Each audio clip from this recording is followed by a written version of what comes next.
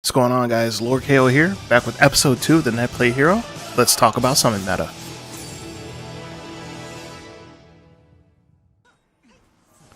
What's going on, guys? Welcome back to another episode of the Netplay Hero. Definitely apologize on the kind of tardiness of it. Last week, well, the end of last week was kind of crazy. I ended up getting a new car, and that took a bunch of time that I normally would use to record and stuff like that. And I just had to divert that towards getting a car. Then I ended up getting a new bedroom set, so I just had a lot of things going on. So apologies that this wasn't published on Friday. I'm also been working with a new thumbnail artist, so I kind of wanted a more distinct approach for the thumbnails and stuff like that. So also wanted to kind of wait for that transition as well. But let's go ahead and jump into it, guys. I want to kind of talk about the summon meta.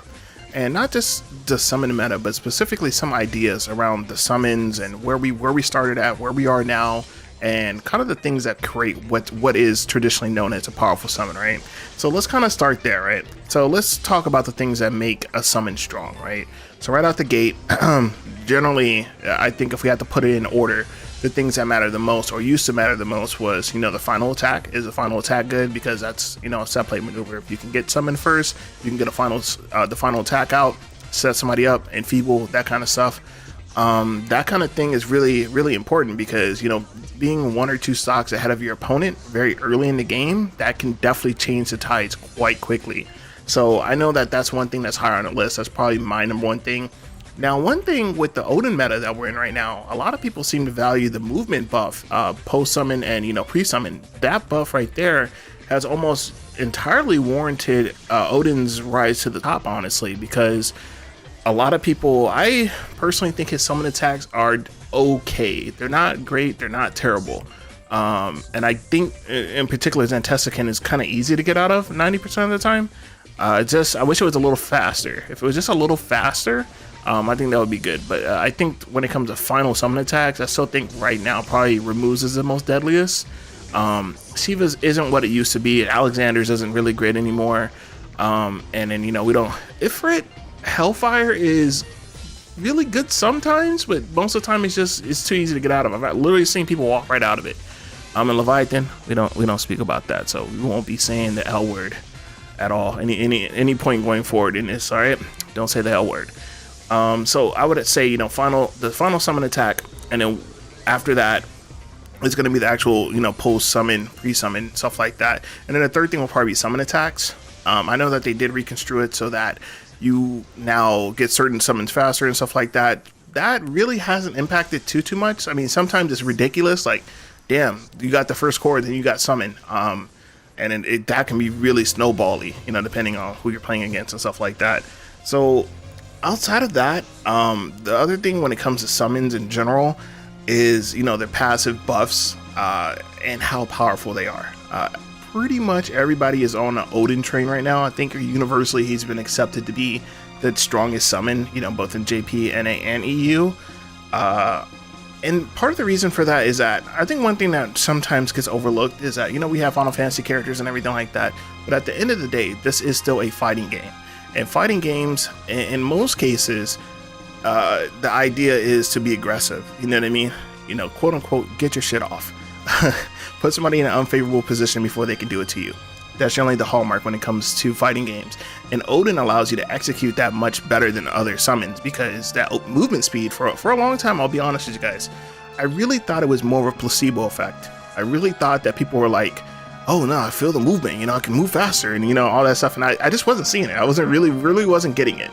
I was like, I think this might be more in your guys' head. But the more I watched and the more I actually started using Odin, I could definitely tell. If you're trying to chase somebody down, if you put Odin with something like Genova or something like Esoteric, they cannot get away. You know what I mean? Or if you blight them with Exta, it's impossible. Damn near impossible for them to get away. So over time, it kind of, won me over. For a long time, I really thought that Shiva still was the best.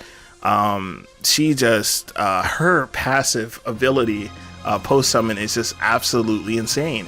I talked about this a bit more in the top 5 marksman video, but it's just something else, man. Imagine having I swear, I had a solo queue match. It's not in this video, but I swear, a lightning had army and won 4 times. I was like, what is going on? And I like that it has a direct, 1-to-1, if you're doing well, you get rewarded. You know what I mean? Get that EX even faster, which allows you to be even more oppressive. But there's things like Garland Grab, Army on 1, Terra Trance, Una Valifor.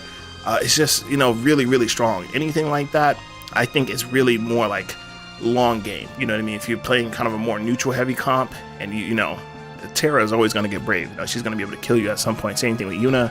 It's just, it really is a real sincere game changer. But kind of flowing back to the other point that I was making, this is a fighting game. It is in your best effort to be as aggressive as possible.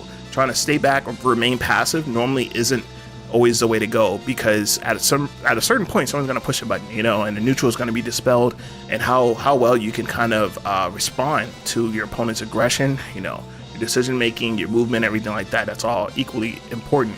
But if you look at some of the what we consider to be the top tier teams, or the best teams right now, air quotes, let's talk about Koopa Warriors, Team Jin, Team Oreo, Team TBA.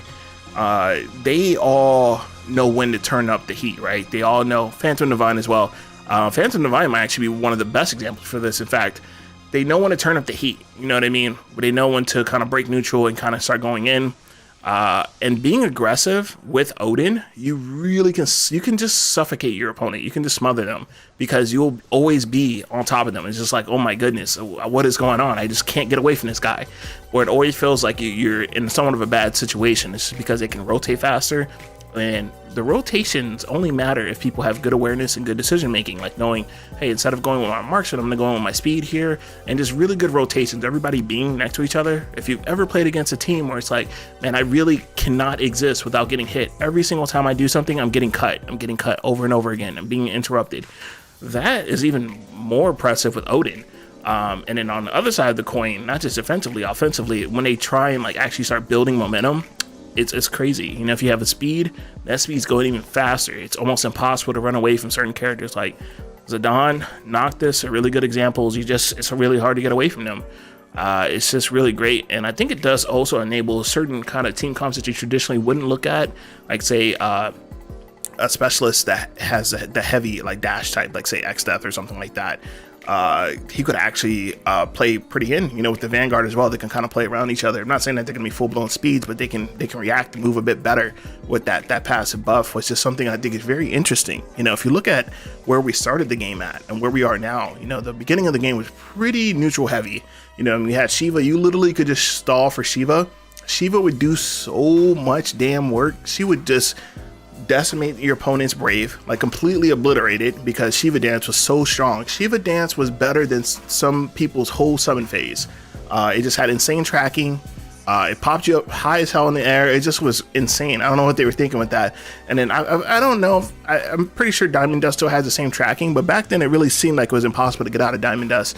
And that's back when then Feeble Meta was also very strong. So generally, if you played it correctly, it was guaranteed to at least be able to close out one stock in most cases. And if you look at how it transitioned over time, I think we went from Shiva, then we went over to Alexander.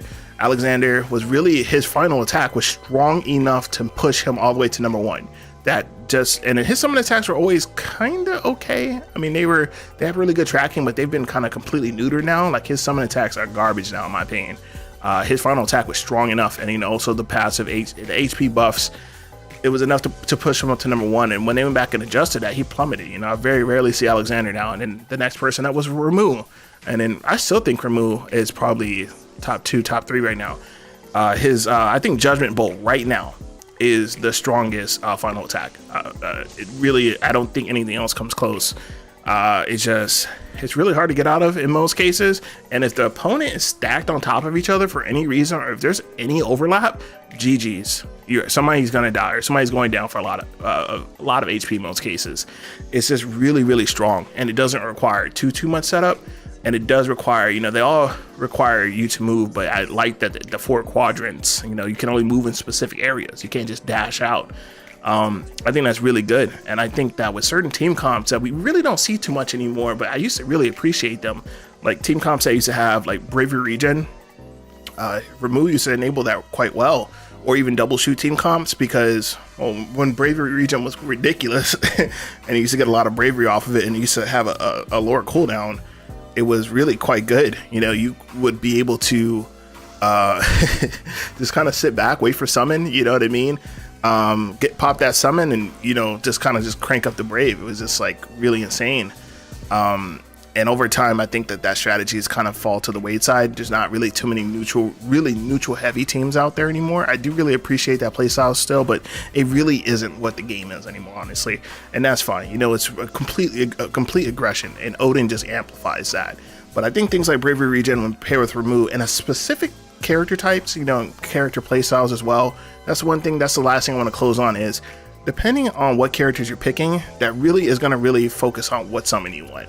I would say the vast majority of the time, if you mash Odin, that's fine. You're gonna do well, especially if you're playing very aggressive. However, if you kind of dig into it a little bit more, certain characters just have clear benefits to having, you know, summons like Remove, or having summons like Shiva in particular is the one that always comes up for me.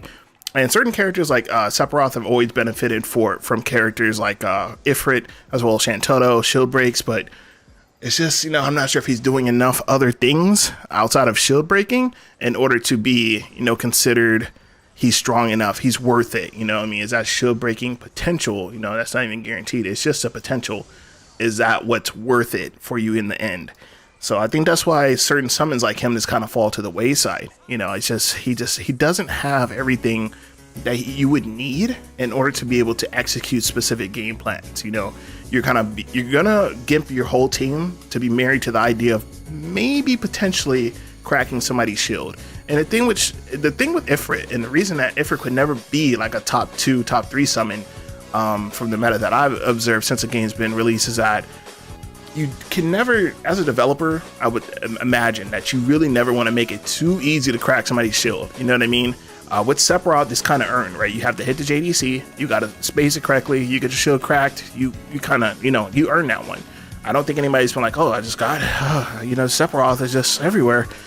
There's a level of execution required with that. Certain character, you know, his final summon attack, it's just, I wish they would have taken one more look at him before they kind of, you know, left the game in this state, because characters like Ifrit and, you know, Leviathan, there's really no functional reason to pick them. Leviathan on 9 is fine, you know what I mean? Because his summon attacks, he's going to hit you either way. But just certain characters, it's just unfortunate, you know, to have those summons just be literally empty slots, you know, towards the end of the game. I'm glad that there was that massive summon rework. I think that was really good on them for doing that. But, you know, it's one more patch. You know, every game's always one more patch from greatness. Marvel 3 was only one more patch from greatness. Marvel Infinite, one more patch from greatness. And, you know, when it comes to summons, Dissidia NT, I still think the game's quite stellar. Obviously, I'm making content for it 3 years later. But I think that when it comes to summons, it could have just been one more incident, right? And it could have ironed everything out. But I just want to close on that. Give me your thoughts below. Let me know what you think about the summons. Which ones are your go-to? What's your reasons and stuff like that? So I'm going to close on this note. If I had to make my top 5 summons right now, clearly number 1 would be Odin. No dispute for that. Number 2 would be Remove. No, I strike that. Number 1, Odin. Number 2, Shiva. Number 3, Remove. Number 4, I would put Alex. And number 5, I'd put Ifrit. And then dead last is going to have to be Leviathan. He just is not bringing enough to a team. But I'm going to go ahead and close on that note, guys. If you like what you see out here, definitely likes if you loved it. Subscribe if you want to, you know, keep seeing this content. I'm out here, guys. Peace out.